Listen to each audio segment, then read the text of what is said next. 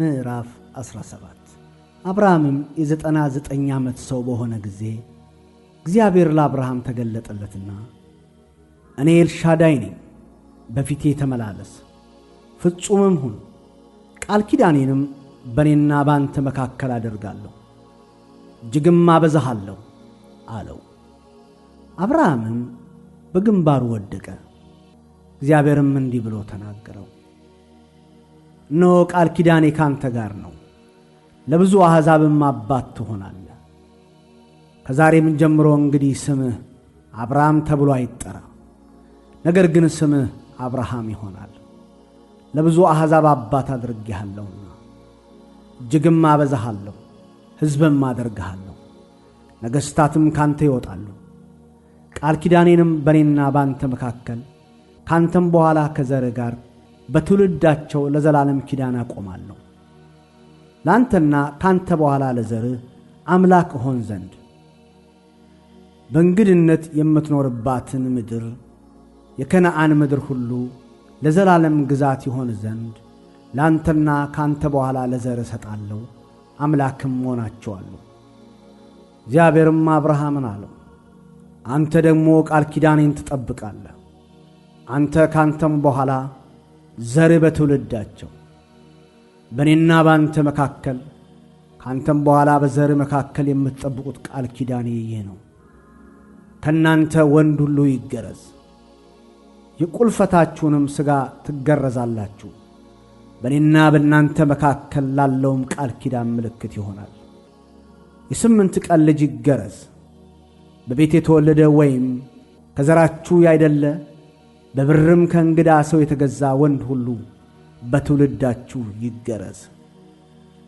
በቤትህ የተወለደ በብርህም የተገዛ ፈጽሞ ይገረዝ። ቃል ኪዳኔም በሥጋችሁ የዘላለም ቃል ኪዳን ይሆናል።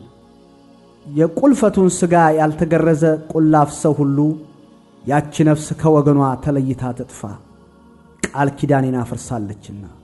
እግዚአብሔርም አብርሃምን አለው፣ የሚስትህን የሶራን ስም ሶራ ብላ አትጥራ፣ ስሟ ሳራ ይሆናል እንጂ።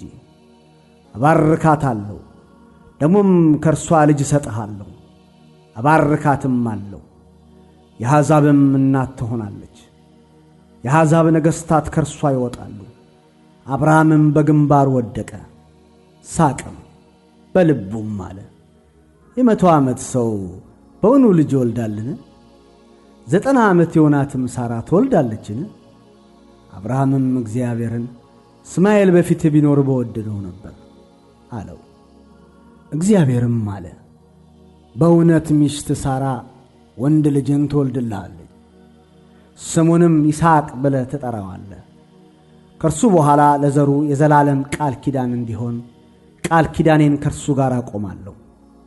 ስለ እስማኤልም ሰምቼሃለሁ፣ እነሆ ባርኬዋለሁ፣ ፍሬያማም አደርገዋለሁ፣ እጅግም አበዛዋለሁ።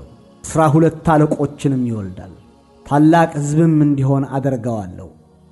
ቃል ኪዳኔን ግን በሚመጣው ዓመት በዚሁ ጊዜ ሳራ ከምትወልድልህ ከይስሐቅ ጋር አቆማለሁ። ንግግሩንም ከእርሱ ጋር በፈጸመ ጊዜ እግዚአብሔር ከአብርሃም ተለይቶ ወጣ። አብርሃምም ልጁን እስማኤልን በቤቱም የተወለዱትን ሁሉ በብሩም የገዛቸውን ሁሉ ከአብርሃም ቤተሰብ ወንዶችንም ሁሉ ወሰደ። የቁልፈታቸውንም ሥጋ እግዚአብሔር እንዳለው በዚያው ቀን ገረዘ። አብርሃምም የቁልፈቱን ሥጋ በተገረዘ ጊዜ የ99 ዓመት ሰው ነበር። ልጁ እስማኤልም የቁልፈቱን ሥጋ በተገረዘ ጊዜ የ13 ዓመት ልጅ ነበር። በዚያው ቀን አብርሃም ተገረዘ፣ ልጁ እስማኤልም። በቤት የተወለዱትና በብር ከእንግዶች የተገዙት የቤቱ ሰዎች ሁሉ ከእርሱ ጋር ተገረዙ።